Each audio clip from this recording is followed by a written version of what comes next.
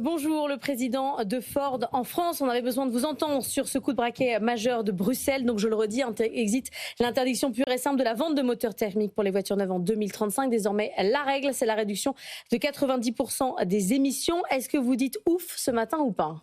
Écoutez, oui, c'est une bonne nouvelle. On avait demandé, nous, 3 choses chez Ford à Bruxelles.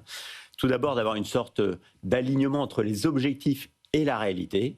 Et on voit bien qu'aujourd'hui, l'adoption par les clients des véhicules électriques est plus lente que ce qu'on espérait. On voulait également avoir quelque chose qui supporte ce qu'on appelle chez nous la working economy. Donc ceux qui travaillent, les artisans, qui sont, vous savez qu'on est leader en Europe des véhicules commerciaux. Et donc vraiment, nos premiers clients, ce sont ces artisans, ce sont ces PME. Et là, il y a un vrai gap puisqu'on est à 8% seulement aujourd'hui. On est très loin sur l'utilitaire. Et ils voulaient qu'on soit à 50 en 2030. On passe maintenant à 40. Donc là aussi, on est plus en ligne avec la réalité. Et puis, on voulait qu'il y ait une sorte de favoritisme, on va dire, pour la production européenne, où on a, nous, réellement notre empreinte industrielle. Et là aussi, dans ce qui a été annoncé hier soir par la Commission européenne, on entend parler de petites voitures abordables, on entend parler de mesures qui favoriseraient un contenu local. Alors, encore des choses un peu à définir, tout n'est pas complètement clair, mais en tout cas, ça va dans le bon sens. Et surtout, et ça fait écho au débat que vous aviez juste avant, nous, on est quand même fortement engagés, tous les constructeurs, Ford en particulier, puisqu'on avait signé les accords de Paris en 2018, pour la décarbonation de la mobilité. On n'a pas attendu que les pouvoirs publics nous disent quoi faire. On s'est engagé sur les moteurs thermiques, les moteurs électriques. Et donc, nous, notre trajectoire en tant que constructeur, elle est très claire. On sait où on veut arriver en 2050. Mais cette étape, avec un peu d'ouverture en 2035, le fait de passer de 100 à 90% seulement de véhicules électriques, le fait d'ouvrir au biocarburant, et vous savez que chez Ford, on est les champions du biocarburant, puisqu'on a des modèles qui fonctionnent au bioéthanol, qui est produit en France. Tout ça, ça va dans le bon. Vous me dites la trajectoire, elle est très claire. Dans les annonces de Ford, on a aux États-Unis le fait de revenir sur des annonces sur l'électrique. En France, le fait d'investir sur des lignes chez Renault pour fabriquer des petites voitures électriques. Comment il faut regarder ça sur le plan macroéconomique ? On avance, on recule, c'est quoi ? Alors, on avance. C'est exactement ce que je disais auparavant. Chez Ford, on a un engagement très fort qui est au niveau global, cette neutralité carbone en 2050. Donc, l'objectif, le point d'arrivée, il est très clair. Après, c'est la façon dont on y va et le rythme, surtout, qu'on va adopter pour y aller, qui doit être bien défini. Entre les communications qui ont été faites avant-hier soir, pour le coup, aux États-Unis, où clairement, on garde ce cap avec plus de véhicules hybrides, plus de véhicules multi-énergie, une plateforme qu'on a annoncée à l'été dernier, qui est une petite plateforme qui permettra de faire des véhicules 100% électriques, abordable. En réalité, l'annonce d'avant-hier est une annonce sur des très gros véhicules sur lesquels la demande est moins présente et donc on se concentre plus sur des solutions des petits véhicules multi-énergie aux États-Unis pour les très gros véhicules plus que les véhicules électriques et des petits véhicules tout électriques. En Europe, c'est ça, c'est le petit véhicule, la cible. Il y a eu cette annonce avec Renault. Et là, je dois dire que moi, en tant que Français, je m'en réjouis tout particulièrement. D'abord, c'est le signe, la confirmation d'un engagement européen de la part de Ford. On a eu la plus vieille marque en Europe, plus de 100 ans. Donc, ça préfigure le prochain siècle, je l'espère, en tout cas.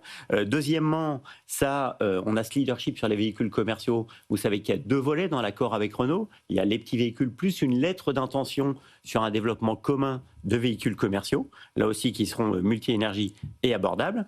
Et puis, l'offre de produits qui s'étend, et ça c'est bien pour notre gamme, nous, chez Ford, avec une approche très pragmatique, très efficiente au niveau industriel, puisque on va mettre 2 petits véhicules, 2 segments B, et là ça fait un peu écho également à ce qui a été annoncé hier soir par la Commission européenne, puisqu'elle a introduit la classe une de catégorie petites spécifique voitures, moins de 4,20 m, abordables, électriques, et donc 2 véhicules de segment B qui seront produits en France, de façon abordable sur une plateforme, la plateforme Ampère de Renault, avec un design purement Ford. Je reviens à la question de fond, parce qu'on a des Allemands qui sont à la fois contents, à la fois un peu mécontents, parce que ça ne va pas assez loin selon certains. Est-ce que ce type de décision, ce retour en arrière quand même, va permettre de sauver l'industrie automobile telle qu'elle est aujourd'hui, avec ce problème de demande quand même de fond? On achète moins de véhicules encore aujourd'hui qu'avant. Est-ce que là, il y a quelque chose qui va permettre de ressusciter un peu le secteur? En tout cas, ça va dynamiser. Nous, une des choses qu'on a demandé également, c'est d'avoir un cap à long terme, parce que nous sommes des industries lourdes, donc on n'investit pas pour des choses qui vont se passer le lendemain. Tous les constructeurs dans leur ensemble ont investi des centaines de milliards pour cette transition. Donc, le plus dramatique aurait été un abandon complet, évidemment, c'était pas entendable, mais donc, je pense que cette solution... ça ne va pas bouger les investissements dans l'électrique. Une solution pragmatique, ça va pas bouger les investissements dans l'électrique, mais ça va nous permettre d'amortir plus nos investissements sur le thermique, et ça crée quand même un petit peu de protection pour cette industrie européenne, et c'est ça qu'on voulait. Est-ce que vous pensez, comme Emmanuel Le Chypre, que les investissements auraient été faits malgré cette date, si on n'avait pas eu ce couperet pendant 10 ans, alors très critiqué certes, mais avec cet objectif qu'il fallait tenir, est-ce que les investissements dans l'électrique auraient quand même eu lieu ?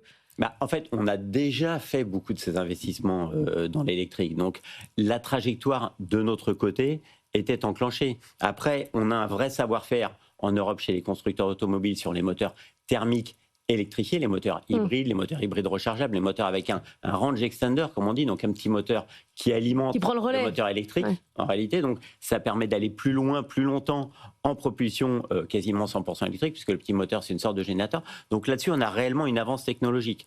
Donc, ça permet d'avoir d'autres solutions pour les constructeurs européens, donc qui vont nous permettre de pérenniser nos investissements et toutes les recherches qu'on a fait dans ces dernières années. Donc, tout le monde investit sur l'électrique, ça reste. Mais en plus, on soutient ce qui est un point fort aujourd'hui, et en proposant aussi... Mais vous ne m'avez pas répondu, parce que la question, c'est est-ce que vous l'auriez fait sans obligation de l'Union européenne ? Est-ce que l'Union européenne a eu raison d'être aussi forte sur ce point, quitte à changer de braquet ? Mais est-ce qu'on a bien fait d'être aussi ferme ? Pour répondre très franchement, on l'aurait fait, parce que comme je vous le disais, tous les constructeurs automobiles, et nous Ford en particulier, on est engagés dans cette transition écologique. Tous les constructeurs automobiles européens veulent décarboner la mobilité. Est-ce qu'on l'aurait fait aussi vite, aussi fortement ? Vraisemblablement non. Merci beaucoup d'être venu ce matin dans la matinale de l'économie. Louis-Carl Vignon, le président de Ford.